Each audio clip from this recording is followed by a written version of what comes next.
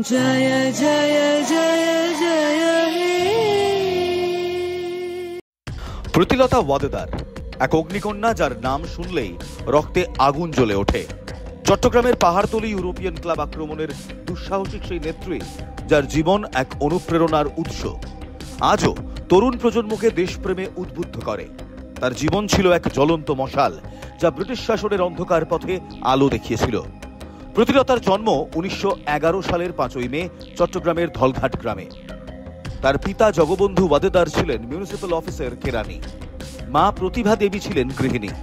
মেধাবী ছাত্রী প্রীতিলতা প্রাথমিক শিক্ষা শুরু হয় চট্টগ্রামের খাস্তগির বালিকা বিদ্যালয়ে। পরে তিনি ঢাকার ইডেন কলেজে ভর্তি হন এবং সেখান থেকে দর্শনে স্নাতক ডিগ্রি লাভ করেন। কলেজে পড়ার সময় থেকেই প্রীতিলতার মনে দেশপ্রেমের বীজ বপন হয়। তিনি বিপ্লবী সূর্য সেনের আদর্শে অনুপ্রাণিত এবং তার বিপ্লবী দলে যোগ দেন। সূর্য সেনের নেতৃত্বে তিনি অস্ত্র চালানো, বিস্ফোরক তৈরি এবং গেরিলা যুদ্ধে প্রশিক্ষণ নেন। প্রীতিলতার সাহস এবং দৃঢ়তা সূর্য সেনকে মুগ্ধ করে। তিনি প্রীতিলতাকে তার সবচেয়ে বিশ্বস্ত সহকর্মীদের একজন হিসেবে গণ্য করতেন।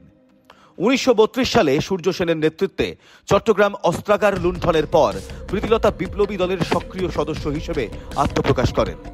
তিনি বিভিন্ন গোপন মিশনে অংশ নেন এবং ব্রিটিশ পুলিশের চোখে ধুলো দিয়ে পালিয়ে যেতে সক্ষম হন। 1932 সালের 24 সেপ্টেম্বর প্রীতিলতার নেতৃত্বে একদল বিপ্লবী পাহাড়তলী ইউরোপিয়ান ক্লাবে আক্রমণ চালায়। এই ক্লাবটি ছিল ব্রিটিশ অফিসারদের বিনোদনের কেন্দ্র, যেখানে কুকুর এবং ভারতীয়দের প্রবেশ নিষেধ এই সমার্থক একটি বোর্ড লাগানো ছিল। এই অপমানজনক সাইনবোর্ডটি প্রীতিলতার মনে গভীর ক্ষোভের জন্ম দেয়। প্রীতিলতার নেতৃত্বে বিপ্লবীরা ক্লাবে প্রবেশ করে এবং আক্রমণ চালায়। ব্রিটিশ অফিসাররা হতবাক হয়ে যায় এবং পালিয়ে যেতে বাধ্য হয়।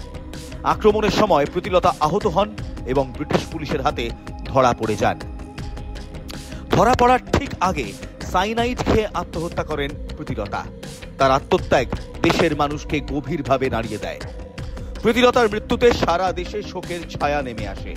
তার সাহসিকতা এবং আত্মত্যাগ স্বাধীনতা সংগ্রামের ইতিহাসে এক নতুন অধ্যায় যোগ করে।